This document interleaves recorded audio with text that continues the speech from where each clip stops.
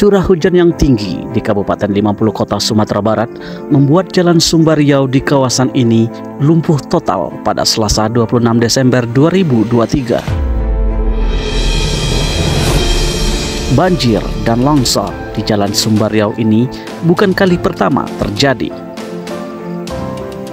Ketika terjadi hujan deras dengan durasi yang cukup lama, perbukitan di Kabupaten 50 Kota ini kerap mengalami longsor. Lepas kilo 9, ya lepas kilo 9, foto alam menjelang menghilang itu. Pertama memang di situ di bawahnya adalah batuan-batuan keras, kemudian di atasnya tanah pelapukan. Nah oleh sebab itu akan ada bidang gelincir di antara kedua litologi yang sangat kontras itu. Apabila hujan, bidang gelincirnya ini yang menjadi tempat melorot satu persoalan. Kedua, kawasan itu memang kawasan sesar bongkah istilahnya, blok voting. Ya, blok voting memang ada patahan-patahan di sana. Daerah itu akan selalu demikian. Oleh sebab itu perlu konstruksi. Jalan kan patah-patah ya, jalannya terban-terban dan lain-lain. Perlu konstruksinya direkayasa sedemikian rupa bisa menghadapi ancaman kondisi alamnya yang tidak bisa dilawan ya. Salah satu teknologi seperti jalan layang kilo 9 kan, itu kan bisa dibangun di atas patahan seperti jalan layang, bebas longsor kan jalan layang. Jadi ini silakanlah para desainer konstruksi jalan bisa membenahi jalan yang suka terban itu ya, kan lepas ke alam itu sebelah kanan tuh ada sungai itu. Dari dulu juga terban terus, ada teknologinya. Silakanlah teman-teman para engineer, para desainer jalan, konstruksi jalan bisa membangun, memperbaiki dengan baik.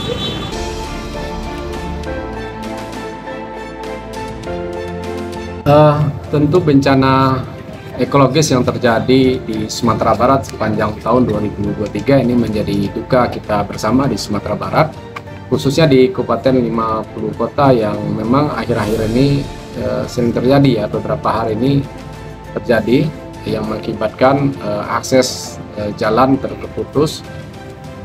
Apa yang menjadi faktor utama? Tentu kita mesti menyadari bencana banjir dan longsor di Kabupaten 50 Kota tidak bisa kita lepaskan dari menurunnya kualitas lingkungan hidup di Kabupaten 50 Kota ini.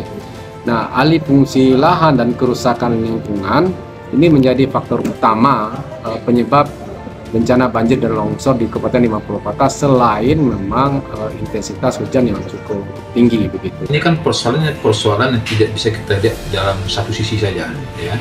Ini juga masalah lingkungan, masalah hutan, masalah tambang ya, dan lain sebagainya yang tidak bisa kita coba mengantisipasi dalam satu aspek saja ya.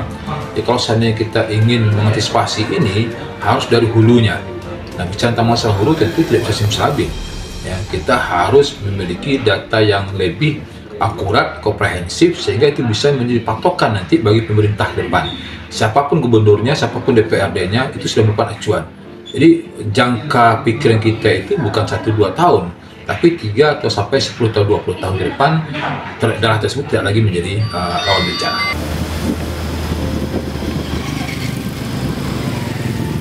Agar kejadian serupa tak terulang di masa mendatang, perlu duduk bersama antar pihak terkait.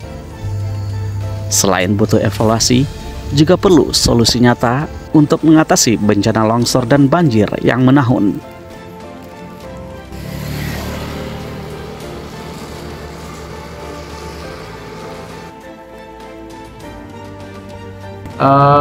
kita berharap pemerintah daerah Kabupaten 50 Kota dan pemerintah provinsi bersama stakeholder terkait melakukan evaluasi secara total, melakukan audit lingkungan sehingga faktor utama penyebab bencana banjir dan longsor ini bisa kita ketahui. Jadi jangan kita hanya fokus hari ini, memang kita kan lagi fokus nih penanganan dampak. Tapi setelah ini kita perlu melakukan evaluasi secara menyeluruh gitu.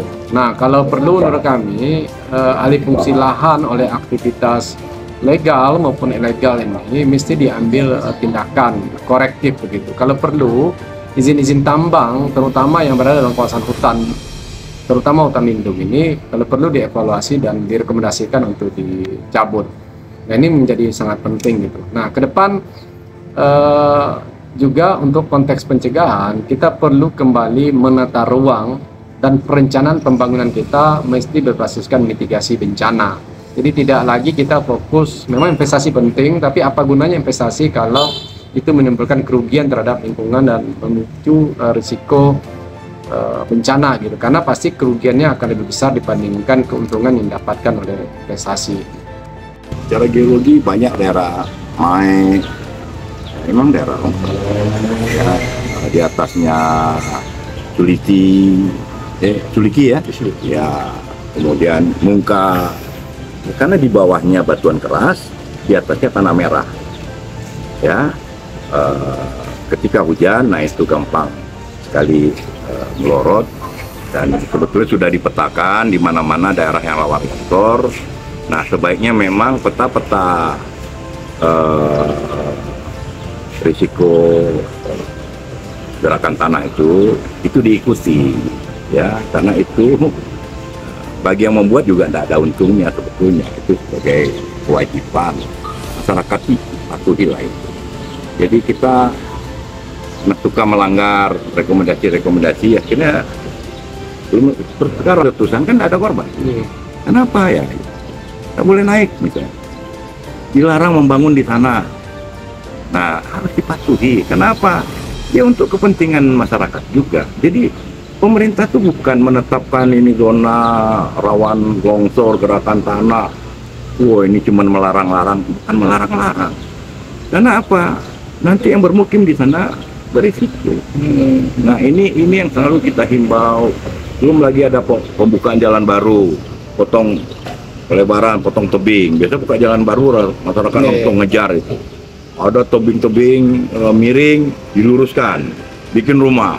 Nah, itu bukan bikin rumah, bikin kuburan itu namanya itu. Karena tidak lama itu longsor. Jadi lebih baik kita tegas-tegas saja, membangunlah di tempat yang aman. Dan itu kan sudah nagari-nagari itu sudah punya kelompok siaga bencana yang sudah dilatih. Ya, mohon diikuti rekomendasi mereka. Mereka sudah dilatih itu.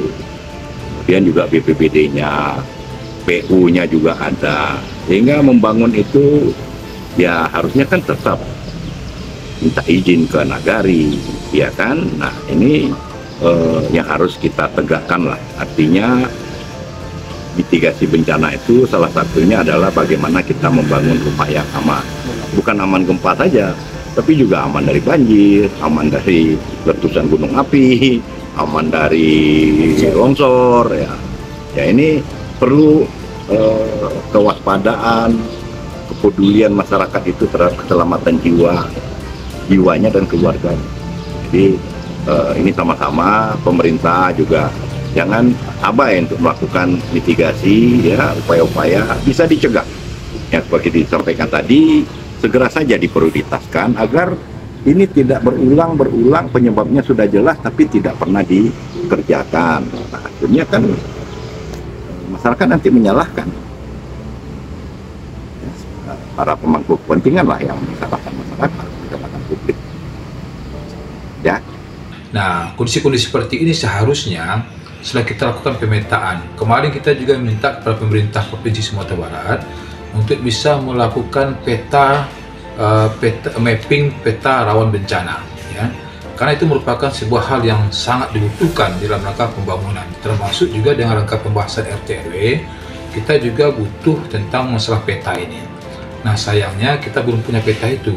Adapun kalau peta rawan bencana yang dilakukan oleh pusat itu belum bisa mengakomodir ya terhadap kegalauan kita selama ini, karena peta rawan bencana yang dilakukan oleh Badan Penanggulangan Bencana Nasional itu baru dalam tahap dasar, artinya penggambaran diambil dari satelit dan sebagainya.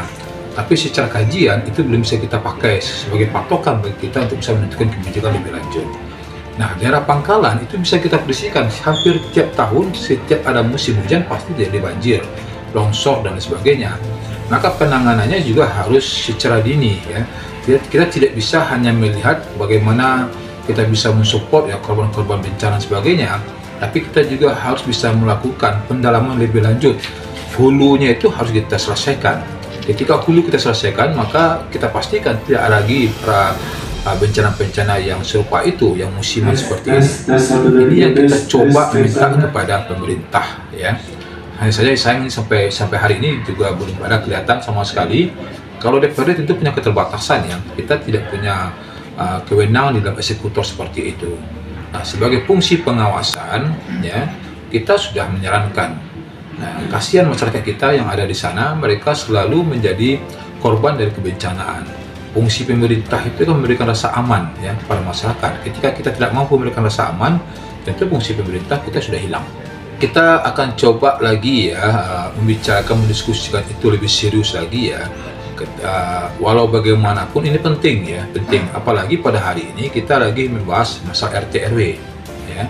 RT RW itu penting betul itu. Salah satu yang bahan yang akan kita coba menelahannya itu ada masalah KLHS ya, masalah lingkungan hidup ya. Ini bahagian yang tidak bisa kita pisahkan ketika kita membahas RT RW. Makanya saya sampaikan mungkin di tahun 2024 ini pembahasan RT RW agak panjang ya, karena kita ingin mendapatkan semua data tentang masalah peta dari kebencanaan kita ini. Kita tidak ingin lagi di tahun 2025 ke depan daerah-daerah yang kita telah coba sampaikan tadi itu tetap menjadi rawan bencana.